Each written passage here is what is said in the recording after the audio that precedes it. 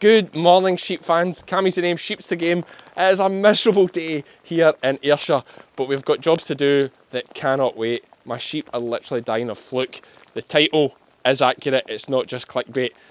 In this video you may see an image, or you will see an image of a dead sheep. It's not gruesome, it's educational, but if you don't want the kids to see it, that's absolutely fine. You've had your warning, and it's going to be coming after this intro. So as I said in that intro, not everything going to plan. And about 10 days ago, we had Alan Walker from Armour Vets in to do some blood tests. Here's the footage. Okay, sheep fans, so I'm here with Alan Walker from Armour Vets. We're going to be blood testing ewes and lambs today. Yep. Why are we doing that? So ewes, I suppose at this time of year we're doing a pre-mating, just getting organised for this year's tupping season really. So we'll check their protein levels, which is albumin, globulin, check copper levels, check GSPX, which is really vitamin E and selenium we're checking, and we'll do our vitamin B12, which can obviously affect the sheep as well. And we did this, those that have been following the channel, we did this, would it be 2 years ago? We did this 2 years ago, but in pre-lambing.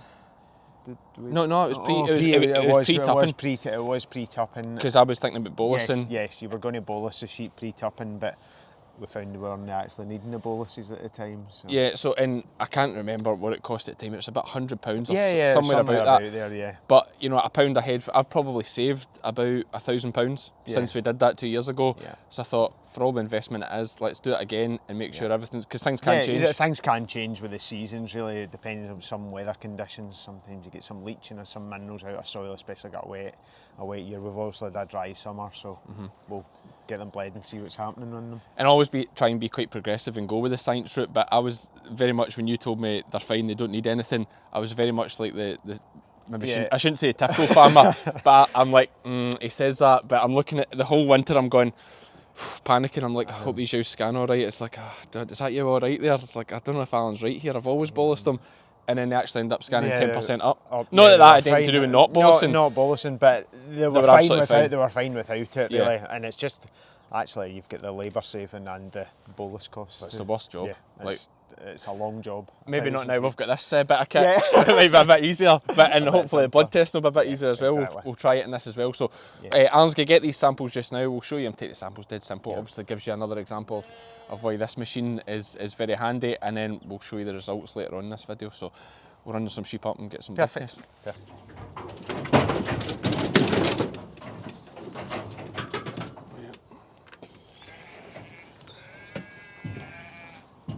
And a great bit of kit, these aren't they? Oh, just what a different, like, folk keep asking me about it, like, it's one of the things I would totally stand by saying it's worth every penny. Aye. Okay, so as simple as that, blood's done.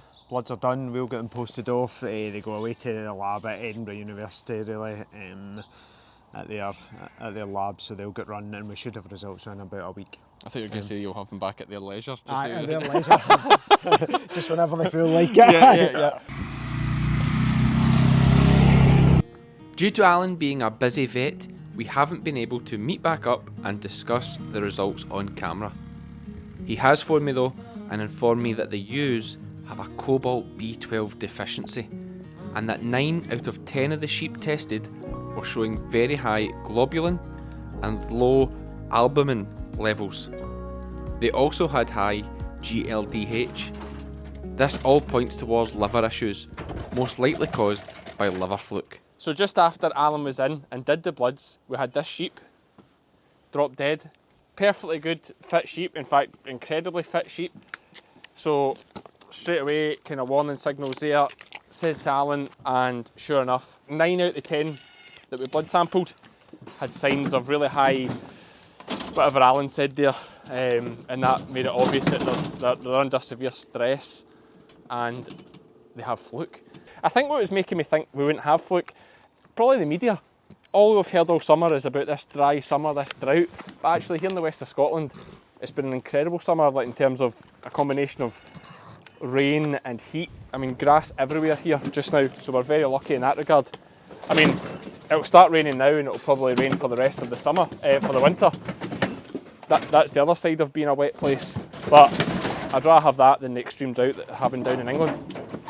So what am I doing today to tackle the problems? Well, the first thing is this here. We're giving the sheep a bolus. Now, there's loads of ways to tackle B12 deficiency, you know, and everybody says their way is the best. For me, I look at it this way: I need something that is,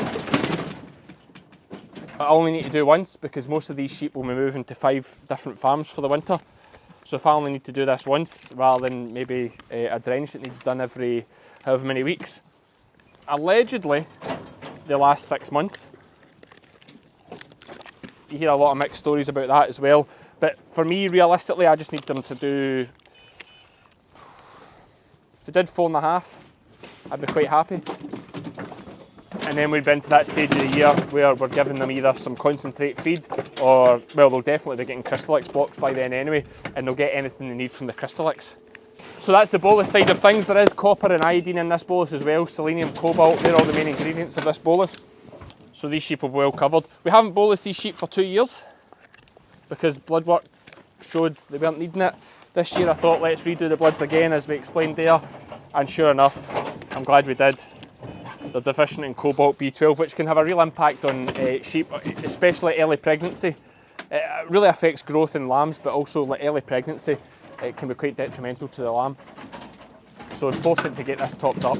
And we've used bolus before, the ewes did great.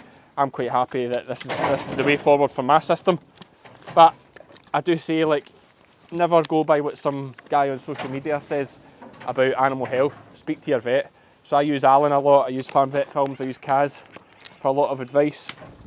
And of course the other element that we're trying to sort today, I hate bolusing sheep, is the liver fluke side of things, which is where this comes in. So today we are drenching them with triclobenzazole, a triclobenzazole based drench. Again, speak to your vet on these things, don't listen to what I say. I use Elanco products. I just think when it comes to liver fluke and animal health in general, I never go by the price. Never go by the price. Especially not for something as deadly as liver fluke. But my understanding is that any triclobenzazole based product should do the job. The triclobenzazole, that's the active ingredient in the drench, and that's going to kill fluke down to 2 to 3 days, like absolute tiny immature fluke, barely even started. It's going to kill them. But we have a major resistance problem. Oh, got some in my pocket. I tell you guys this every year, that we've got a problem with resistance. The problem with fluke is we only really have triclobenzazole to kill young immature fluke. Your next best product is Clasanto, which there's a lot less resistance to, but it won't kill them until they're about 6 weeks old. So the fluke has to be in this sheep for 6 weeks before that product works. So you just have to be so careful with resistance in your sheep and your flock, and trying to protect, you know, keep the job right basically, is what I'm trying to do. Now, here's an example. Today, these mule gimmers here, most years, I would dose them at 90 kilos. I've had one so far through at 90 kilos. This one here, this one's 70 kilos. So that shows, I mean, she's one of the biggest for sure. This one here that we've got just now, this is 51.8 kilos. So I'd almost, I mean, it's actually frightening to think. I'd have been nearly double dosing this sheep. That's crazy actually. As I'm saying that to you guys here just now, I'm just thinking about it. I'm just thinking that is crazy. How far wrong I was getting that dose. I mean, that's not even good for the sheep, that. To be dosing them that. To be giving them so much extra dose like that, it's definitely not good for the sheep. I'm going to go on about it all the time, guys, but it is amazing. This gun comes in so good. I mean, we're dosing this sheep here. As I say, I'd be dosing her at 90 kilos, which would have been a crazy amount. That'd have been 18 mil, that's crazy. I'm trying to think if I mean, I'm pretty sure I used to always do them at 90 kilos when I think about it. Whereas that sheep there only got 10.5, so I'd nearly been double dosing that sheep. The other day I put up a post on Facebook and someone said, Cammy, it seems that all that you do these days are sponsored posts or whatever, but like, I'm going to be using this Tapari thing for virtually everything I do with sheep. So of course I'm going to talk about it. Of course part of me having it and the deal I've got with Tapari is showing it to you guys. I just think it is important to highlight that, you know, this is a sponsored deal with Tapari, and that, you know, I'm not making a fortune off YouTube and just going out and buying Taparis. But I have to absolutely say they've got me now, because if they phone me and say, Cammy, we're taking that back, I'll just need to phone the bank and say, listen, I need finance to buy a Tapari because I can't live without it now. My knees couldn't go back to that old way. I mean, look what I'm doing here, I'm literally just standing here. It's a doddle. Marissa's doing all the work behind the camera. Anyway, I'll stop talking and we'll crack on. Okay, so the dozing and bolusing is finished now. We could have done all sorts of things at the same time, but I think just for... personally, I think just the way we're working today, it's better to do them separate. So we're going to dag all the sheep now using my handy piece Rambo thing. And we've switched, we haven't switched, we're going to switch this foot pedal round. So as this pedal is just now, it catches and releases the sheep. But what I'm going to do is I'm going to swap this round here. You just pull this out and stick it in here, like this. And now, if I come to the back, which is where I'm going to be working, this will tilt and untilt the machine as we go. And that's the way we're going to work now. So let me just check. I've got auto catch on, open the gate, manual release, because we'll shed them where we want them to go. So first sheep we catch her, we remember what pedal does what, we tilt her towards us, we flick this open, and we're in. Oh, steady lass.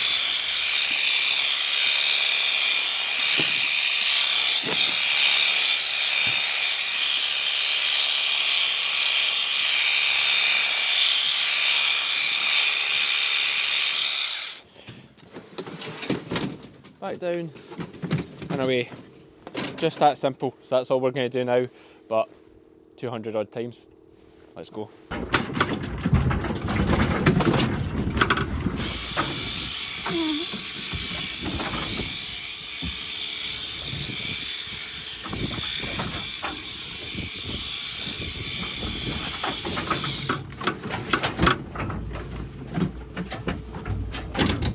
Okay, sheep fans, so it's been quite a long day actually. Myself and Marissa are working away there, and we've more than just dagging them and dozing them and bolusing, we also sorted them into their lots, or started to get them sorted into lots to get them put to wintering, and that's what we're going to be doing over the next week or so, is getting everything in place for the winter until the spring.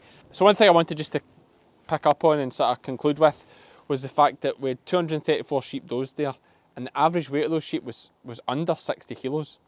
I mean, that's pretty small for a batch of mules and cheviot mules. I'm saying that because they are small sheep I work with, and I like that, to be perfectly honest with you. I think the mule gets too big at times.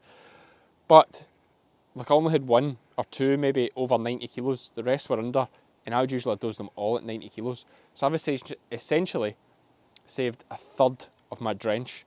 I've not worked out off the top of my head just now how much drench I've saved and what that equates to in money terms. I'll find out how much a bottle of fluke costs, and we'll put it on the screen now, and we'll work out how much I've saved versus my dosing at 90 kilos model that I would have done before.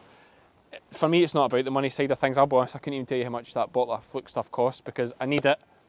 We just put it on the account and we pay it. It's one of those things.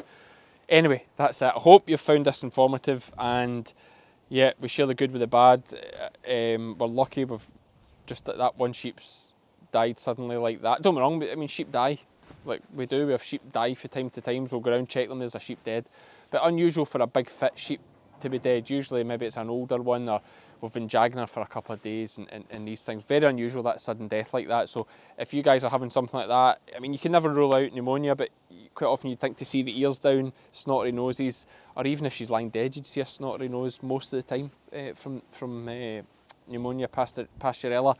But that kind of, she was dry, fit, dead like that, fine one day, dead the next, acute fluke, and that's what it can do. That's us for this one, sheep fans. I've rambled enough. Thanks for watching. Hope you enjoyed it. See you for the next one. As always, sheep fans, please do check out our merch store. The web address is on the screen now, and we're also stocking Swan Dry Woolen Hudson hoodie, which is a fantastic product made from New Zealand wool. Cheers, folks.